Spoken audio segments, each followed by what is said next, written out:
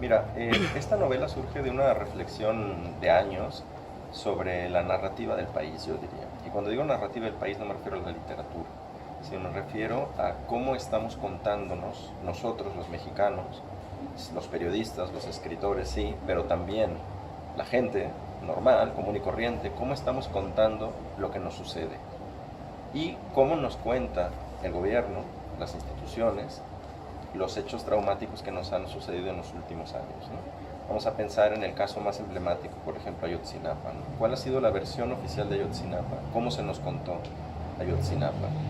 Y la respuesta honesta que tenemos que decir los mexicanos, creo, es que nos estamos contando nuestra historia muy mal. Muy mal en el sentido de que las versiones suelen ser muy inverosímiles, las versiones suelen ser contradictorias, están llenas de lagunas, están llenas de espacios vacíos, ¿no? Y en la literatura los espacios vacíos funcionan muy bien, como en mi libro, son para generar suspenso, para generar tensión, pero en la vida real no. Nuestra vida común como mexicanos, el espacio en el que compartimos, que es nuestro país, no debería de soportar esas lagunas de conocimiento, ¿no? ¿Dónde están estos 43 chicos? Seguimos sin saber, por ejemplo, ¿no? Es una laguna intolerable, es algo que no deberíamos de soportar como sociedad y sin embargo lo hacemos, ¿no? Entonces la novela surge de esa reflexión sobre cómo nos estamos contando la historia reciente de México. Y mi estrategia, digamos así, en mis novelas ha sido exagerar, exagerar, exagerar, exagerar, cada vez más inverosímil. Y sucede que nunca llego a la realidad, ¿sabes? O sea, cada vez te desmiente la realidad. Cuando abres el periódico y ves los casos de corrupción, ves los casos de violencia, te das cuenta que tú, ni con toda tu imaginación malsana, mórbida, pútrida, te hubieras imaginado eso que lees en el periódico, ¿no? Entonces, esto es lo que a mí me interesa y evidentemente no voy a pedirle a nadie que me crea también desde un punto de vista humorístico, ¿no? Una reflexión también sobre cómo el humor puede o no contribuir a la creación de una conciencia crítica y una conciencia que ayude a transformar el país. Claro. Difícil, ¿eh? Lo que me preguntas es muy difícil de encontrar esa frontera, por ejemplo, entre la frivolización de la violencia y un arte que reflexione críticamente sobre la violencia. ¿Dónde está? No lo sé. ¿Dónde está la diferencia? No lo sé.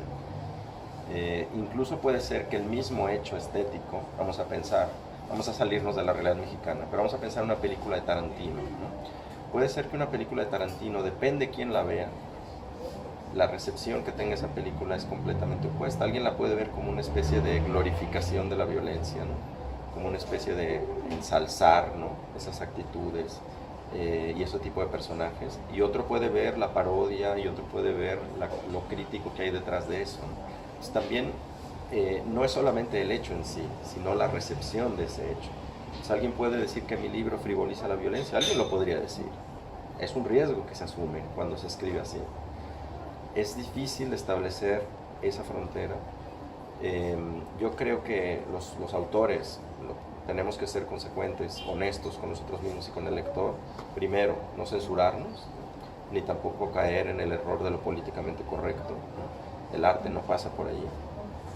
Y también, segundo, reflexionar bastante en esa otra parte, en lo que hay del otro lado del libro, que es el lector, ¿no?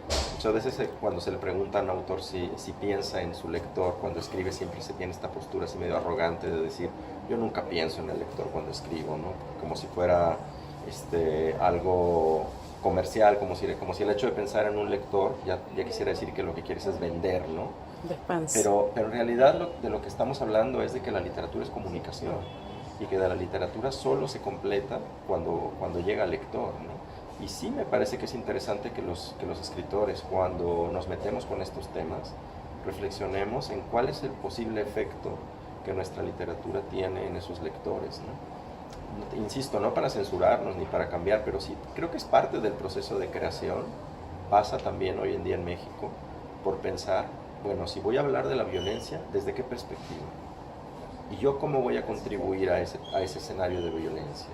Lo que yo hago va a acabar contribuyendo a perpetuar un estereotipo, unos clichés, una serie de factores negativos que están en México, o va a contribuir a crear una conciencia crítica, a que la gente de alguna manera se pregunte, se cuestione, reaccione, etc. Es decir, ¿qué?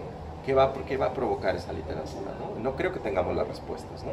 Nunca tendremos las respuestas, pero parte del proceso de creación tendría que pasar por los mismos escritores entrar en crisis en el momento de crear para encontrar las voces, las historias, las tramas que puedan dar cuenta de lo que está sucediendo en México. Bueno, en realidad a mí lo que me interesa al escribir es encontrar las voces narrativas adecuadas para las historias que voy a contar, ¿no? En el caso de No voy a pedirle a nadie que me crea, hay 4 narradores, un narrador llamado Juan Pablo Villalobos como yo, que está escribiendo una supuesta novela autobiográfica, la novia de Juan Pablo, que se llama Valentina, que escribe un diario, y después la madre de Juan Pablo, que le envió unos emails, y su primo, que le envió unas cartas. A través de estas 4 voces es como se va construyendo la novela, como una especie de rompecabezas, con muchos vacíos, con muchas elipsis que el lector no sabe exactamente qué es lo que está pasando o qué va a pasar. Es una estrategia para mantener la atención del lector a la manera de la novela negra. En un cierto sentido, la novela es una parodia del género autobiográfico y también una parodia de la novela negra. Y claro, encontrar esas voces, para mí, el ejercicio de encontrar la perspectiva con la cual vale la pena contar esa historia, y después encontrar el tono, los matices, la sintaxis, ¿no? Para mí lo más importante de este proceso es encontrar la sintaxis de una voz narrativa, ¿no? Hay esta madre, por ejemplo, que tiene una tendencia a hablar de sí misma en tercera persona y hacer unas parrafadas largas con oraciones subordinadas, etc. Hay este Juan Pablo que tiene una sintaxis mucho más cortada, de frases breves en presente, alternando el presente y el pasado, etc. Entonces, estos hallazgos son los que a mí me interesan, ¿no? Técnicamente, por decirlo así. Eso es lo que los escritores valoramos, ¿no? Porque es nuestro oficio, ¿no? Claro. El lector, creo que el lector lo que tiene que recibir es una especie de efecto de naturalidad, ¿no? Lo que yo aspiro es que el lector lea fácil. A mí me interesa que el lector fluya por las páginas, que el lector se entretenga y que el lector avance por el libro sin muchos obstáculos, ¿no? Yo creo en una literatura fácil de leer y difícil de entender, ¿no? No al revés, difícil de leer y fácil de entender, ¿no? Hay muchos libros que son difíciles de leer y fáciles de entender. Es decir, cuando ves estos libros experimentales y tal, pero al final dices, ya entendí qué quiere hacer el autor, ya sé lo que me quiere probar. Me quiere decir que no podemos alcanzar la realidad con el lenguaje. Me quiere decir que... eso lo entiendo. Ahora, ¿para qué ha hecho este ejercicio críptico, ¿no? Y yo aspiro a lo contrario, ¿no? A una literatura que aparentemente se lee muy fácil, como muy frívolamente, pero que en ciertos momentos hace que el lector se detenga y piensa, uy, ¿qué pasa aquí? ¿No? ¿Por qué me río, por ejemplo? ¿Por qué me río de algo que no me debería de reír? O... ¿qué me sugiere esto respecto de mi realidad inmediata, ¿no? De mi día a día, de la vida en mi ciudad, en mi país, etc., ¿no? Esas son las preguntas que yo aspiro que el lector se haga, ¿no?